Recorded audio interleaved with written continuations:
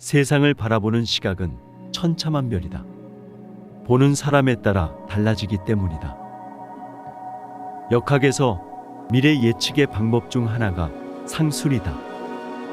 유무형의 상과 그 형상 속에 담긴 수를 파악하여 다가올 일을 예측한다는 것이다.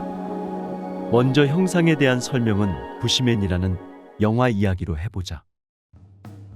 부시맨은 아프리카 칼라하리 사막에서 살아가던 부시맨 부족 마을에서 생긴 이야기다. 어느 날 비행기 조종사가 떨어뜨린 콜라병 하나로 인해 갖가지 해프닝이 벌어지는 코미디 영화이다. 난생 처음 보는 문명세계의 산물인 코카콜라병을 보고 무엇에 쓰는 물건인지 경로를 벌인 끝에 신의 물건이란 결론을 얻었으나 그 콜라병으로 인해 마을이 엉망진창이 되어버린다. 그래서 영화의 원제도 신이 미치지 않고서야이다. 마침내 주인공은 그 콜라병을 신에게 돌려주기 위해 세상의 끝이란 곳으로 여행을 떠난다는 내용이다. 특히 재미있는 장면은 부시맨이 콜라병을 나름대로 분석한답시고 요리조리 콜라병을 뜯어보는 장면이다. 그러나 어떤 이치를 정확하게 파악하기 위해서는 유무형의 상만으로는 안 되고 그 내면에 담긴 숫자까지 알아야 제대로 분석할 수 있는 것이다. 특히 유형물은 오직 숫자로서 그 정체성을 드러낸다. 예를 들면 볼펜의 경우는 길이, 두께, 볼펜심의 지름, 외부의 곡경 등을 수치로 나타낼 수 있다. 이렇게 각종 수치로 나타낸 설계도만 있다면 3D 출력기에 입력시키면 한치의 오차도 없는 똑같이 생긴 볼펜이 나온다. 이처럼 유형의 상은 숫자로 전환이 쉽지만 무형의 상은 쉽지 않다. 왜냐하면 무형의 상은 숫자로 계량화시키기가 어렵기 때문이다. 즉, 얼굴에 나타난 기쁜 표정이나 화난 표정을 보고 25인지 74인지 어떻게 수치화할 수 있겠는가? 하루에도 수백만 건씩 쏟아지는 정보의 바닷속에 살고 있다.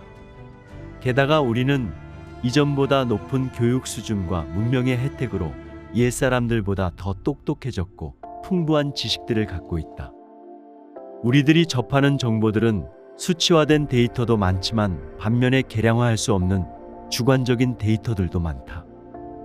그러다 보니 풍요 속의 빈곤이라는 말처럼 나에게 실제 도움이 될 만한 정보를 찾는 것도 쉽지 않다. 그럼 계량화된 정보만 있으면 만사 오케이인가? 꼭 그렇다고 볼 수 없다. 예를 들면 시시각각으로 수치화된 투자 정보들을 제공받아 주식 투자를 하지만 실제 성공 투자로 이어지는 경우는 드물다. 성공적인 주식 투자는 기업 관련 데이터, 차트, 매수 매도 시점 같은 수치 정보도 중요하지만 경제 여건 등 투자 심리 같은 주관적인 변수들에 의해 좌우될 때도 더 많기 때문이다. 그리고 상수리와 징크스를 혼동하기도 한다. 어떻게 보면 예감이나 특정 숫자와 연관된 것은 비슷할지 모르나 똑같다고 할 수 없다. 왜냐하면 비록 느끼는 상과 숫자는 서로 같다 할지라도 징크스는 예측 결과가 개인의 주관적 판단에 치중하는 살이라면 상수리는 누구나 공감할 수 있는 공리이기 때문이다.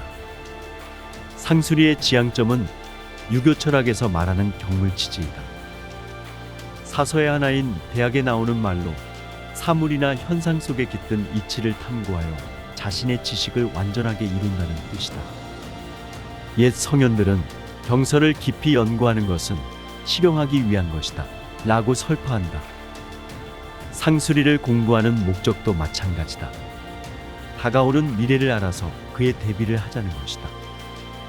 그런데 주역에서 말하는 그 알미란 손에 잡히는 구체적이고 현실 적용이 가능한 지식이 될 때만 효용성이 있는 것이다.